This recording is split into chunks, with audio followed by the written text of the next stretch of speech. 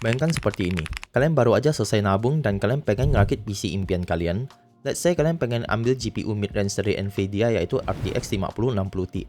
Tapi rupanya GPU ini mampu ngalahin flagship dari GPU seri sebelumnya mereka sendiri yaitu adalah RTX 4080 Super.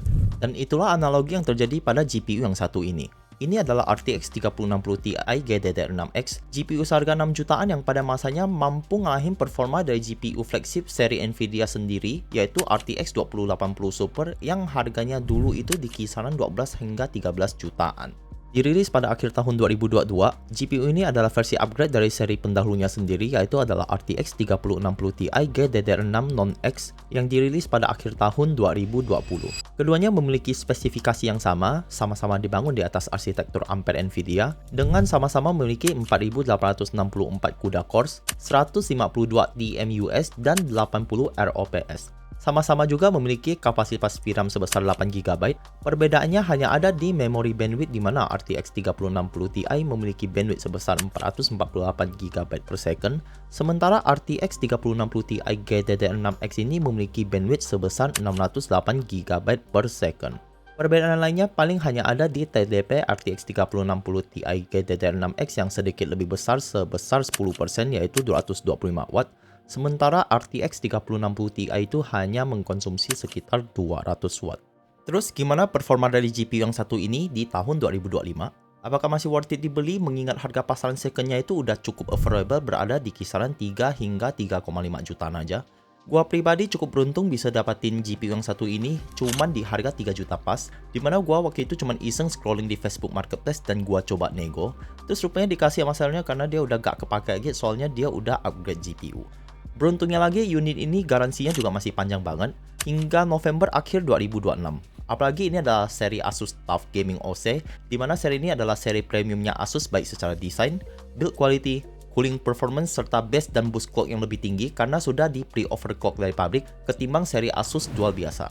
Jadi jujur aja, ini super worth it karena gue bisa dapat GPU yang satu ini, hehehe. Ya gue tahu mungkin kalian nggak bakal seberuntung ini. Sombong amat. Ini salah satu best purchase gue selama gue jual beli PC dan bikin konten. Tapi ini bisa menjadi contoh bahwa jika kalian rutin hunting atau memang itu jodohnya kalian, tentu saja kalian bisa ngedapatin GPU apapun dengan good deal di luar ekspektasi kalian, karena jujur aja ini adalah true story dan gue juga nggak nyangka bakal dapat GPU se-good deal dan se-worth it ini. Oh iya, sebelum kalian beli GPU second, kalian juga harus paham seenggaknya cara ngeceknya, cara ngetesnya apakah garansi masih on, dan kalian tentu saja harus siap dengan resiko yang ada. Nah, jika kalian sudah siap dengan semua hal itu, baru gua bisa saranin kalian beli GPU second ya. Karena konten gua kali ini ya pengen ngebahas aja seberapa worth it-nya kalian bisa dapatin GPU second di Facebook Marketplace maupun marketplace lain seperti Shopee, Tokopedia, ataupun grup-grup PC gaming di Facebook kalian. Oke, jadi sekarang langsung aja kita coba cek performa gaming dari GPU yang satu ini. Dan ini dia testbed untuk video gua kali ini. Untuk gaming benchmarknya, gua bakalan setting semua settingan yang ada dari tiap game itu ke high tanpa ray tracing dan upscaling sedikit pun. Jadi ini adalah hasil dari raw performance dari GPU yang satu ini. Dan settingan all high ini sedikit berbeda dengan preset high ya. Karena kalau preset high itu ada beberapa game yang upscalingnya auto on seperti Cyberpunk, Ghost of Tsushima, Hogwarts Legacy, Marvel Spider-Man Remastered, dan The Witcher 3. Sementara di sini itu gua setting secara manual semua settingan yang ada dari tiap game itu ke high. Jadi performance-nya di sini bakal lebih rendah ketimbang settingan preset high, yang artinya kalian masih bisa dapetin performa yang lebih baik ketimbang yang gua tunjukin di sini jika kalian enabling fitur DLSS-nya sesuai kebutuhan kalian. Kecuali untuk game seperti Black Myth Wukong dan Counter-Strike 2, itu rupanya gue gak sengaja ke skip settingan untuk matiin DLSS-nya, so gue minta maaf untuk game-game tersebut, tapi untuk game lainnya udah aman kok, bener semua. Kita mulai pembahasan benchmarknya dari resolusi 1080p. Gue udah tes GPU ini dengan 20 game yang terdiri dari 17 game story, 1 game racing, dan 2 game kompetitif.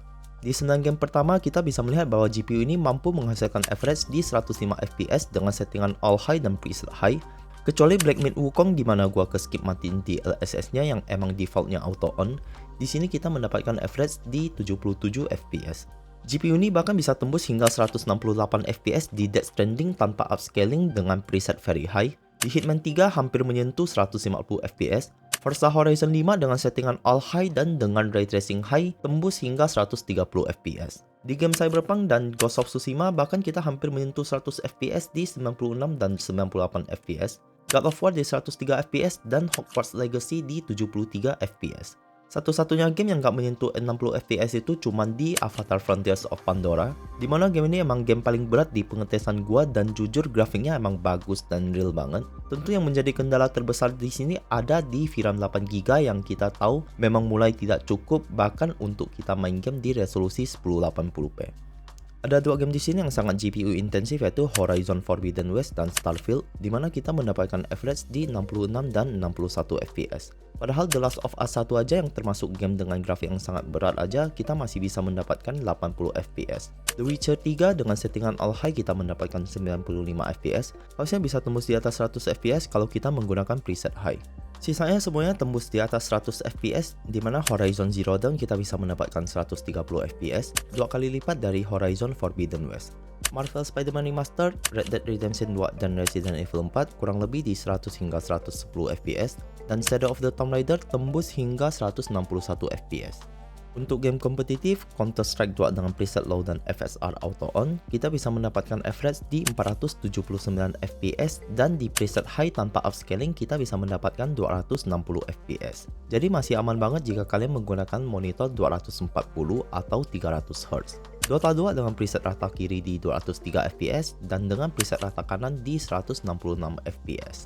Di resolusi 1440p, Avatar Frontiers of Pandora masih menjadi game yang paling membebani GPU ini. Kita cuma mendapatkan average di 36 FPS, yang sebenarnya masih cukup playable, tapi gua lebih menyarankan menurunkan settingannya ke preset medium karena grafiknya tetap masih sangat bagus dan kita bisa mendapatkan gaming experience yang lebih smooth.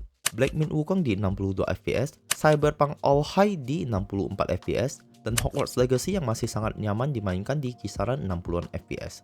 Death Stranding, Forza Horizon 5, dan Hitman 3 kita masih bisa mendapatkan FPS yang tumpah-tumpah di atas 100 FPS. Ghost of Tsushima dan God of War masih sangat gampang dihandle di 73 dan 81 FPS. Horizon Forbidden West dan Starfield juga mulai menjadi limitasi untuk GPU ini. Kedua game tersebut mulai drop di bawah 60 FPS, namun masih sangat playable karena menurut gua di atas 45 FPS itu masih termasuk kategori yang smooth. Untuk game lain sih semuanya udah aman di atas 60 FPS.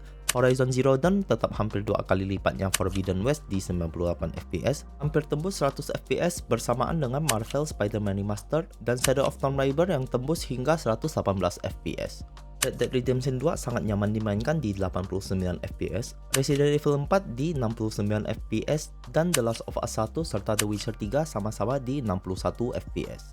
Untuk Counter-Strike 2 preset low dengan FSR balance, kita bisa mendapatkan average yang masih sangat tinggi di 423 FPS, dan kalau di preset high tadi di Full HD kita mendapatkan 260 FPS, sekarang turun menjadi 192 FPS. Masih sangat oke kalau kalian cuma pakai monitor 180 Hz atau bahkan 240 Hz yang memang mulai common di zaman sekarang.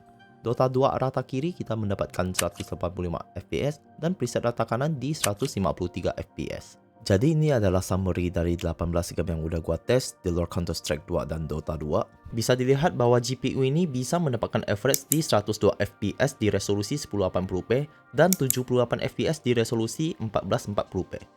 Menurut gua GPU ini masih sangat capable untuk dipakai gaming even di resolusi 1440p dengan settingan all high tanpa upscaling sedikit pun, terutama jika kalian cuma main game ini di resolusi 1080p. GPU ini tentu masih memiliki umur yang sangat panjang karena bahkan game berat seperti Cyberpunk dan The Last of Us 1 aja, kita masih bisa mendapatkan average di 96 dan 80 FPS. Walaupun memang GPU ini mulai menunjukkan keterbatasannya jika kita menaikkan resolusinya ke 1440p, di mana Cyberpunk kita cuma mendapatkan average di 64 FPS dan The Last of Us di 61 FPS, tapi menurut gua 60 FPS itu udah super smooth. Bahkan jika kita masih main game tersebut di kisaran 45 hingga 50 FPS saja, menurut gua itu udah agak mengganggu kok karena kita mainnya game story ya, bukan game kompetitif. Kita bahkan masih bisa menyalakan fitur ray tracing untuk menambah visual gaming dan experience yang lebih baik. Walaupun di beberapa skenario tentu perlu dibantu dengan DLSS, tapi itu semua kembali ke preferensi kalian masing-masing karena gua tahu di antara kalian pasti ada yang ingin memanfaatkan semua fitur yang sudah diberikan dari sebuah GPU semaksimal mungkin, atau ada juga yang nggak peduli dengan grafik dan ray tracing sedikit pun, dan ada juga yang nggak mau pakai DLSS ya karena mungkin merasa terganggu dengan latensinya atau hasil dari upscaling yang memang masih belum sempurna. Semua itu kembali ke preferensi kalian masing-masing. Kalian yang sesuaikan settingan terbaik in-game menurut kalian, ini adalah raw performance yang gua hasilkan. Menurut gua ini juga masih oke banget. GPU ini juga masih bisa mengalahkan performance dari GPU mid-range dari generasi berikutnya, yaitu RTX 4060, di mana RTX 3060 Ti biasa aja masih unggul kurang lebih 11 hingga 13% menurut hasil pengetesan dari Hardware Unbox. Dan hanya kalah sekitar 10 hingga 12% dibanding RTX 5060 terbaru dari Nvidia, apalagi jika dibandingkan dengan RTX 3060 12GB yang masih menjadi GPU yang paling banyak dipakai oleh gamer, di mana RTX 3060 Ti biasa mengungguli RTX 3060 12GB hingga lebih dari 30% di resolusi 1080p dan 16% di resolusi 1440p. Tentu lebih masuk akal jika kalian ngambil RTX 3060 Ti biasa karena harganya gak beda jauh dengan RTX 3060 di kisaran 3 hingga 3,5 juta aja. Apalagi kalau case-nya kayak gua bisa dapat GPU ini di harga 3 juta pas plus garansi masih on setahun lebih pula. Jadi itu aja pembahasan gua tentang GPU yang satu ini. Silahkan tulis pendapat kalian di kolom komentar soal video gua yang kali ini. Jangan lupa like dan subscribe jika kalian suka dengan konten gua biar gak ketinggalan video gua berikutnya. Gua Texpedia and I'll see you guys on the next one. Bye bye.